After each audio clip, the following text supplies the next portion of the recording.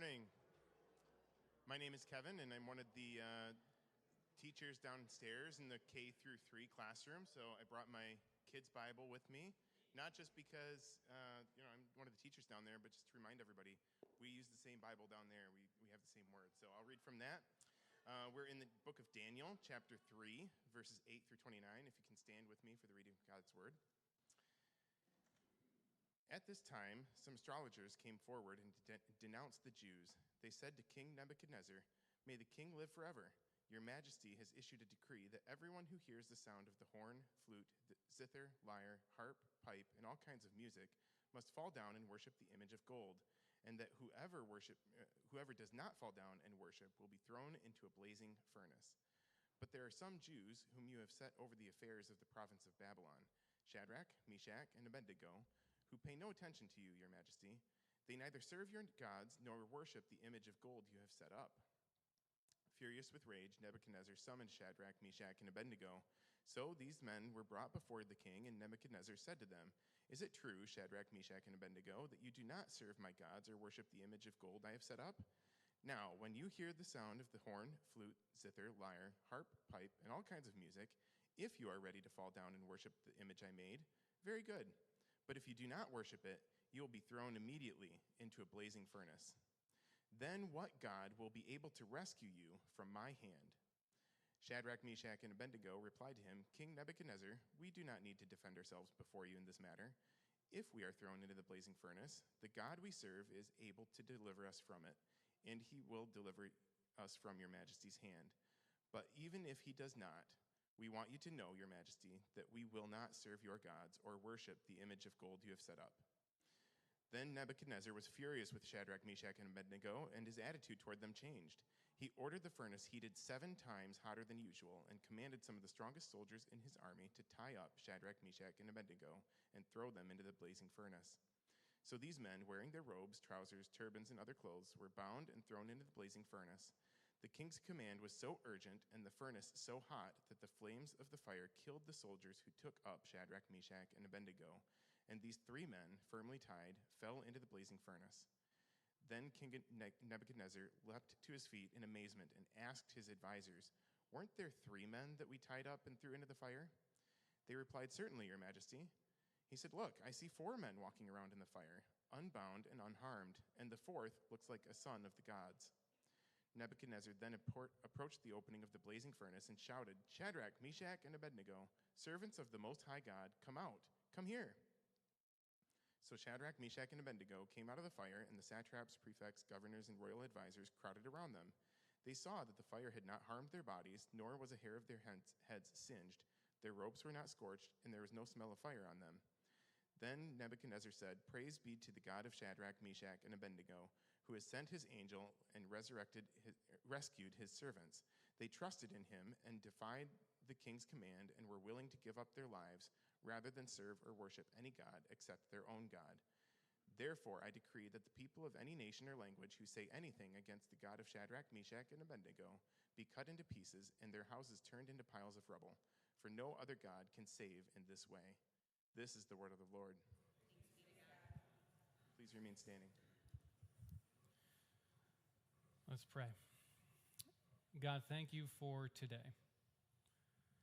Thank you for a moment to just focus on you, on your word, and what you might have in store for us now. God, please give us eyes to see, ears to hear, and hearts to know what you are up to. Help my delivery of that be up to your standard. And by the end of this, God, may we all be one notch closer to you. All this we pray in the name of Jesus Christ. Amen. Y'all can have a seat.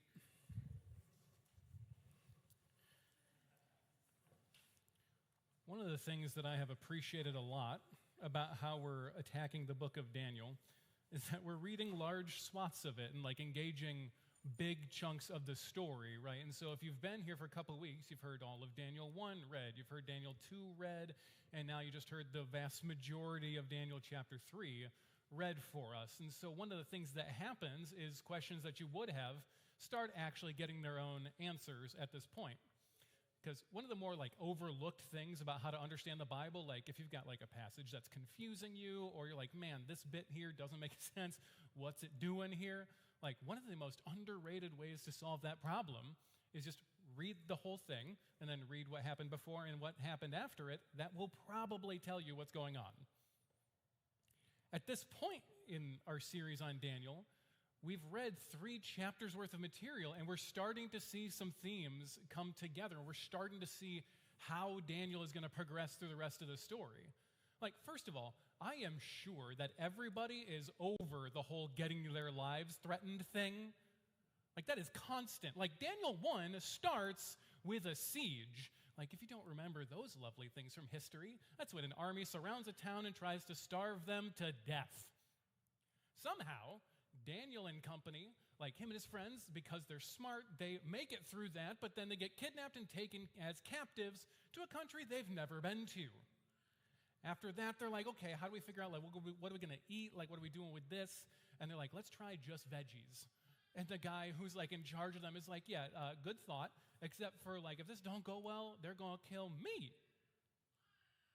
And then Daniel 2 happens, and because King Nebuchadnezzar has a bad dream, he's going to kill everybody, right? Anybody who interprets dreams, thought about dreams, had a dream, anybody who's like in his court of like magicians and stuff, he's going to kill everybody. And then Daniel's like, before you do that, let me chat with God. Let me see if I can figure this out. And then the interaction happens, and he figures it out, and then like, you think everything's okay. Then you get to Daniel 3, and it's Rack, Shack, and Benny's turn to have their lives threatened. So it's a lot of syllables. If you think I'm going to say Shadrach, Meshach, and Abednego every time it comes up today, you are out of your mind. But like, they get their lives threatened. And you also start seeing this theme of like, King Nebuchadnezzar's rage is on a whole different level, which again, chapter 2, he's going to kill everybody because he had a bad dream. Okay, that was an overreaction. But then you get to Daniel 3, and it goes out of its way to point out that he's like foaming at the mouth mad, right? He hears that Shadrach, Meshach, and Abednego aren't bowing to the statue, and he's livid. And then they defy him to his face, and he's losing his mind. But then, suddenly, because they're delivered, because all of a sudden there's a 4th guy in the fire, they walk out unharmed. And then he, rather than just being like, okay, cool, God's awesome, he's like, okay, anybody who doesn't worship their God, I will cut into pieces. The dude has no chill. Like, it makes you really wish that therapy were invented a little sooner. Because it's like, hey, man, you could kill everyone, or, I don't know, forgive your dad. Like, anything will do. But to drill down on this particular moment, what's happening is a loyalty pledge. This is not an everybody thing, but for the particular officials in the area, that's what's going on. I had some mercy on Kevin and didn't make him read additional verses. But it says it's basically a loyalty pledge for some government officials in the area. That's how Shadrach, Meshach, and Abednego end up in this moment. It says it took place at the plain of Dura, which is about as specific as saying, oh, it happened in that city in California, you know, San something? Right, you'd be like, I don't know, San Jose, San Bernardino, San Francisco, San Diego. Like, what are you talking about? That's not the point. The word Dura just means wall. So any city with a wall and a government works. But the point is what actually happens in the story. See, you get some ironies kicking in at this point too, because we're good students of Scripture. We've read Daniel 2 before, read Daniel 3, right? Does anybody off the top of your head remember what the dream in Daniel 2 was about? Okay, nobody showed up to church last week. It's fine. That's the one. Yes, the statue with the thing and the gold statue. That gets obliterated by a rock. And it's supposed to be like Babylon falling. And having had this realization, we get to Daniel 3, and he builds a golden statue. Come on. But on top of that, Execution by throwing into furnace wasn't really a thing in the ancient world. Like, we do have another story at about the same time that's similar, but that was more of a convenience execution, which is two very strange words to put next to each other. But they just had it, and they had some guy that needed to die, and they did that. But the irony, again, furthering in this story, is that, like, the furnace is there probably because it was the one they used to build the statue. And so the message to the men is, hey, you're either going to bow to this statue or we will kill you with the thing that made it.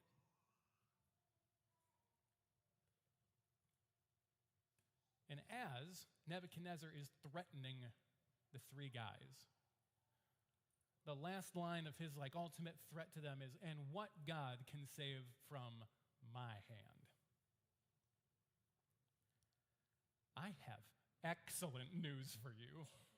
You about to find out. But the part of this story that sticks with me every time I think about it, every time I read it, even in, I knew this sermon was coming for a month and a half because Elijah was great about getting things out ahead of time. Everything in me is drawn to how Rack, Shack, and Benny respond. I'm pretty sure this is the only time they talk in the whole book of Daniel. I could be wrong about that, but I think this is the only time they talk. But after having all the chips shoved in the middle of the table and everything they are threatened, listen again to their response, starting in verse 16. Shadrach, Meshach, and Abednego replied to him, King Nebuchadnezzar, we don't need to defend ourselves before you in this matter. If we are thrown into the blazing furnace, the God we serve is able to deliver us from it, and he will deliver us from your majesty's hand. But even if he does not, we want you to know, your majesty, that we will not serve your gods or worship the image of gold you have set up.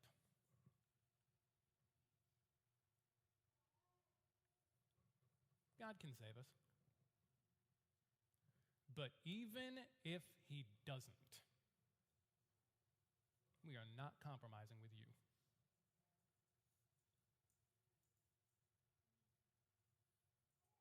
The God we worship has all the power of the world in his pinky. He created the entire cosmos, and a little fire is nothing to him. But even if he doesn't bail us out of this one, and this is how we go down, we're fine. Even if this choice we make as we stand in front of the guy who holds our fate in his hands doesn't go our way, we're good. You do what you got to do, but we follow God.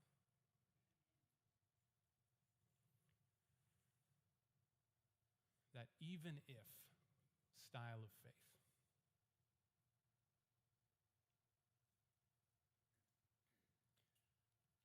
I wish my faith sounded like that.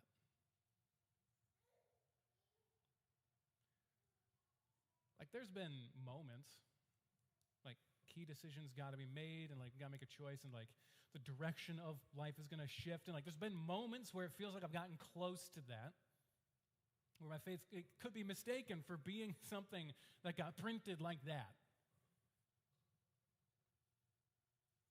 But more often than not, I feel like I'm attempting to be there, wishing desperately I was there. And I wish my faith sounded like this more often.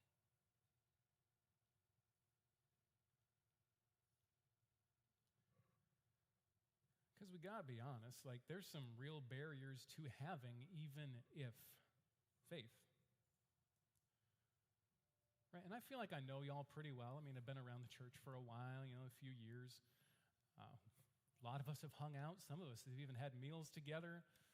Right? I feel like I know us pretty well as a church, and so it's okay, what are some barriers that I can think of that would be real obstacles for us to having this kind of faith? But then as I started to make the list last couple of weeks, it started sounding really condescending. So I don't want to do that. And so I'm just going to tell you what mine are, and hopefully you can maybe identify with one. Because honestly, like, if we're talking about barriers to having that bold of faith, you probably know what yours is. But like one for me is just like the conversation probably it never even got there, right? Like I'm a very sarcastic person. I choose jokes more often than not.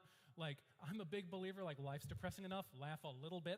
But unfortunately, sometimes the sarcasm, I hurt people's feelings or people are like, oh, he's a good time to hang around with. But like serious conversations we have with different people though. And so I kind of like, has that kind of like, oh, well, hurts more than I think to shoot myself in the foot on that one. But like also in reality, I probably deeply offended you before we even got there, right? Like I, especially in this church, am well known for sticking my foot in my mouth so far I can taste my kneecap. Like it's real bad. And then the only time my foot's not in my mouth is when I'm changing feet, right? Like it's so bad, right? I've given lectures to people accidentally about how all their life choices are bad ideas. And then realized that the thing I was describing was actually their life. And like also, like at one point, someone asked me like, how many kids are you and Abby planning to have? And rather than saying the actual number that was in my head, I did 10 minutes on how all only children are brats. To a guy that had only one kid. Thankfully, I've been forgiven for that one. But like, I probably offended you before we even got there, so I don't even get to have the moment because I already botched it on the way up. But like another issue for me is just like that hardcore zone out of life, because most days during the week, it's like, okay, I wake up, and if I'm going to run, I run, but then like, you get back to the house, got to shower, got to drink coffee, because that is needed to get through the day. But then like it's like getting like the kids like down from upstairs, because they're at that point, it's the winter, they're like, okay, Dad, here we come. And like they're just like eventually going to make it downstairs, and we got to get them fed, and then we got to pack your backpack, put your shoes on, know your other shoe. We said rain boots, because it's wet. You put on sandals. What are you doing? And then we like get them in the car, and then get them off to school, and then I go and do the actual job I get paid money to do, right? And then by the time we all end up at home around the same time, and then it's like, oh, we got to like hustle everybody in. Please do this in a clean way. Let's actually get dinner. Let's actually go, oh my gosh, it's time to get you to bed. What have we been doing for the last hour of our lives? How are we there? And we get them in bed finally, and then I like fall over onto the couch, and it's like, okay, Netflix. Rinse, repeat for 5 days at a time. That doesn't leave a lot of space to have significant thoughts. And there are a lot of things that have to be done in order to keep our house and our family roughly together. But if I'm not intentional with stuff, like life is just going to kind of pass me by and I'm just in the grind of whatever's happening.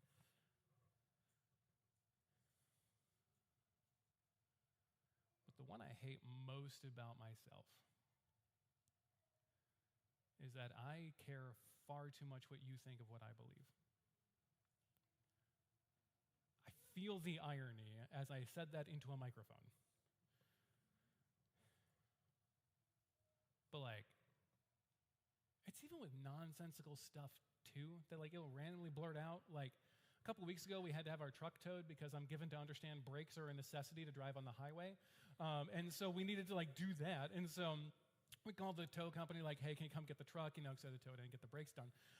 But like when they showed up, clearly the person in charge hopped out, but then out of the passenger seat came every safety vest you've ever seen onto one intern, right? They just hopped out and he's like, okay, how do I do the thing? And the supervisor's like, okay, it'll be fine. Just, there's the winch. Here's where you hook it in. And he's like, where did it go? And he's like, it's still in front of you, right? And for no reason, unprompted, I said, oh, it doesn't matter. Like, whatever. If it scratches it, dents it, whatever. It's an old rusty truck. Who cares? Who cares? Me. Obviously, I care. But, like, I'm just saying nonsense to make other people feel better about the thing I'm paying them to do?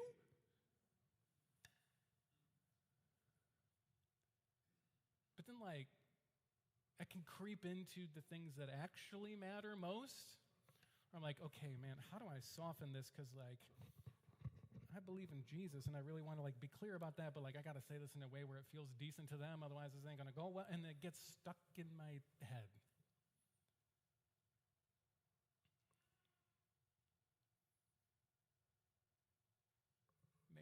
happens to you.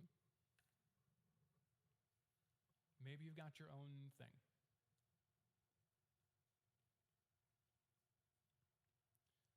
The better news on that, though, is that for every barrier to actually having even the faith, there are things that enable it. Like, what enables even if faith? First of all, and I cannot believe like this needs to be said, but it does need to be said. Actually know your stuff. Right? You cannot take a stand for something if you don't understand it. You might be able to toss out like a loose slogan, but then people are like, oh, what do you mean by that? And you're like, oh, I have no idea. Right? Like, our faith cannot be based on things that our parents said to us, or like things that some dude in a not bomber jacket, as someone was very clear about last service, that said into a microphone. Right? Like, your faith cannot be just down to, oh, this was a really well-edited, like, TikTok or reel on Instagram. Like, it really sounded like they knew what they were doing because they said it convincingly. Right? Your faith cannot just be a collection of things you've heard about Jesus. That's not going to hold up. I'll be fine when life's going well, but I ain't going to hold up to any level of suffering. We have to actually know our stuff. Go through the process of like, yes, read this. Work on it. Try to understand it as best you can. And then when you get lost, which it's fine if it's often, that's fine, right? Do that wonderful journey where you take what you have and you're like, okay, this is what I read, so I think about it, and then you lob it at a friend that also follows Jesus, and you're like, am I crazy? Right? That's what some of us call small group, right? Where we're just like lobbing our ideas at friends, and we're like, okay, here's what I've got. Where are you at with stuff? And we're trying to like learn this together. Because once you actually know what you believe, then you can make a real short list of hills you are willing to die on. For the love of all that's holy, please keep that list short. If everything of all time offends all the deepest beliefs that you've ever had, and everything someone says is offensive to you for some reason, you will find yourself with no friends very quickly. Be picky about the hills you're willing to die on. However, know when it's time. Because like these moments have happened a couple of times so far in Daniel. Right, Daniel chapter 1, they're deciding what they're going to eat. But also, there's no law in the Bible that's like you can't eat the food like in the royal court. There's no law in the Old Testament that says that. There are some dietary restrictions, like they don't do pork, like there's some other things there. And so it's kind of curious, like, okay, maybe there's something in the royal diet they weren't going to eat. One of the problems with meat in the ancient world is that there wasn't a ton of it, and most of it ends up being like from sacrifices at temples to other gods. And so maybe that was the issue going on in Daniel 1. But like, into the really confusing, like, we're not really sure what's going on here, they decide to have the Garden of Eden diet. That's what the veggies only thing is. And so into a confusing situation, Daniel says, what's the ideal? I'm going to go do that. That's pretty useful for us if we're confused about how we're supposed to live life. Figure out an ideal, go after that.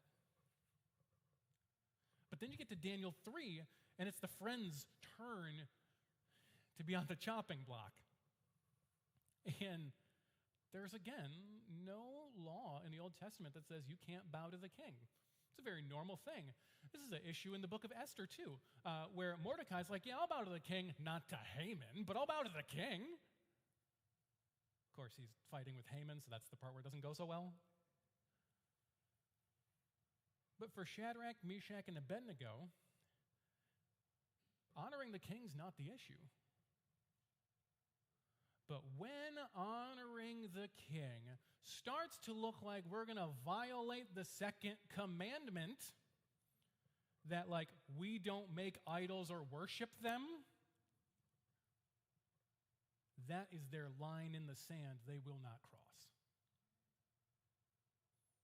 And you better believe that choice was made long before Daniel 3 happened.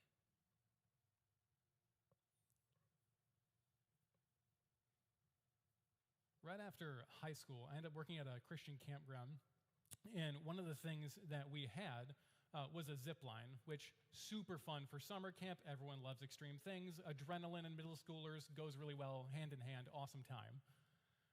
But like we noticed this problem where like people would show up to the zip line, they would be all excited to go on. They'd be like, "Oh, this is gonna be the greatest thing ever. We're gonna have an awesome afternoon, whatever." And then they'd like walk up the sand dune, and they're still excited, but then they have to cross that rickety rope bridge to get out to the platform where I was waiting for them because my job is to be the last face you see before you jump. And is that funny? Am I not comforting at all? Do you think I'm going to push you? What do you think is happening? Actually, I did push a couple of people. There was a family. I lied to you. That's not good. I need to defend myself. I have lied to Abby twice in my life. One time, it was when I was about to propose, and I had led her to believe I was going to do it in several months, and she's like, "Are you sure we can't get engaged sooner?" And I was like, "No." We made it work. The other time I lied to her is that we had this Superman harness where we'd attach it to your back on the zip line, and you'd go like face first. And she wasn't moving quickly enough for my timetable to get off my platform. It's only 40 feet in the air. Just jump. And so she's like, "Hey, can I like sit down on the ledge to go on the zip line?" And I was like, "Yeah." And so as she was sitting down, I pulled the steel cable down so there wasn't any tension, and then she sat down and I let go and it launched her. So I've lied to her twice. Oh yeah, we were not engaged. That was barely into dating. I know. Anyway, so other people besides Abby, we were noticing had this issue. They would get up to the platform, and when it was time to jump, people who had been excited would all of a sudden get like, "Oh, I'm scared. Oh, I'm scared. What do I do? What do I do?" And they'd start acting real weird, and like they would just freeze. Sometimes it'd be like 20 minutes of like, "Please, just anything, get off the platform." One dude like hugged the tree that we were up there. I was like, "Dude, you gotta like, come on, you gotta call." Right, that whole thing. But then like to solve this problem, my boss started giving this speech to groups at the beginning, and it actually kind of worked. He would say, "Decide while your feet are on the ground whether you are going on the zip line. If you're just here to check things out, you're going to see how it goes, see how you feel about it in a few minutes, hey, we'll see what life is like at 40 feet in the air, right? You're going to act real embarrassing when you get up there, and we don't know what you're going to do, but it's not going to go well. But if you decide while your feet are on the ground that you're going to do this, up there is going to be much simpler. Not easy, but simpler. As it pertains to our faith, decide before the chaos hits what you believe, why you believe it, where the line in the sand is for you, because then when you're actually pushed on it, you might be able to hold that line. Make the choice before the suffering hits who you're going to be.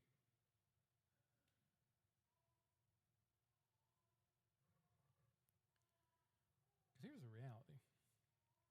We do not follow Jesus because our parents did. Maybe that was part of it for some of us, but it's not why we follow Jesus. We don't follow Jesus because it's convenient. Don't follow Jesus because it's the easiest thing in the world. Don't follow Jesus because then they'll pay us more.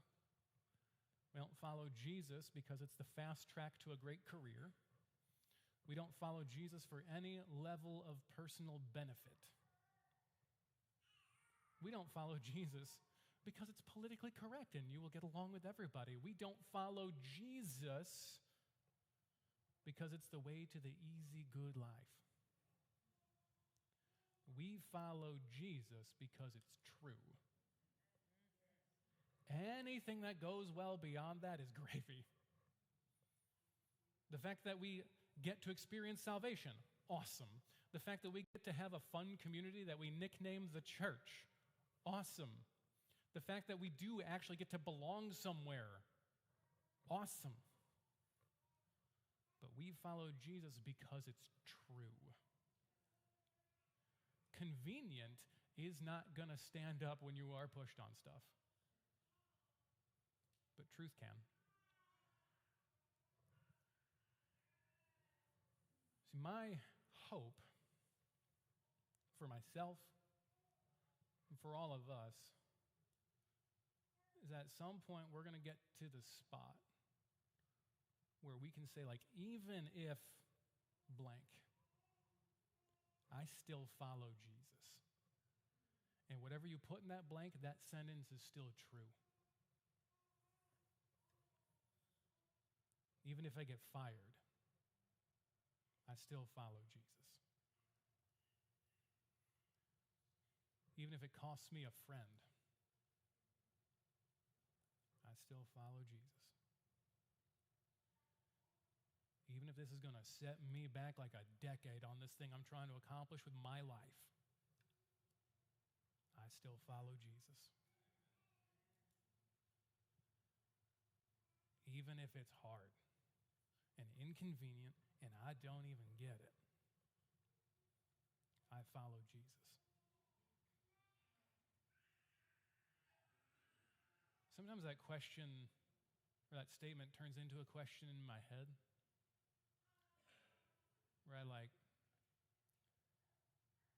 even if the diagnosis is still bad, will I still follow Jesus? Even if the thing I've been praying for years and lobbing prayers at heaven desperately for years goes unanswered until the day I die, will I still follow Jesus?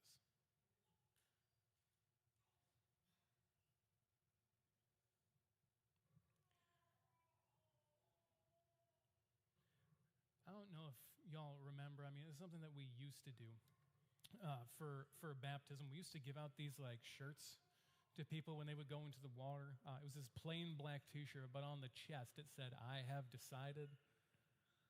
Right, that's a reference to that old song, hymn. I don't know when an old song becomes a hymn. I have no idea, right? Honestly, because we've been singing more hymns lately, I'm learning that there's more verses than I thought there were. A couple weeks ago, Tim started singing Amazing Grace, and I'm just drumming along, having a good time. I thought there were only 3 verses. Plot twist, there's 5. I was like, well, you're about to hear the most basic beat of your lives. We're still going. All right. Amazing Grace. Cool. And so somewhere in what I am sure are more verses than I'm aware of, in that song, I have decided to follow Jesus, there's that line, and I can't sing, so I'm not going to sing it for you. But it's, though none go with me, still I will follow. Though none go with me, still I will follow. Though none go with me, still I will follow. No turning back. No turning back.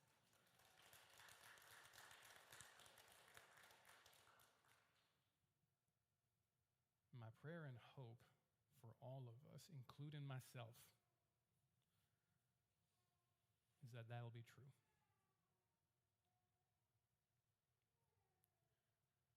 I mean, we have how to do it modeled for us. Shadrach, Meshach, and Abednego stood in front of the man who was about to kill them and said, our God can save. But even if he doesn't, we're good.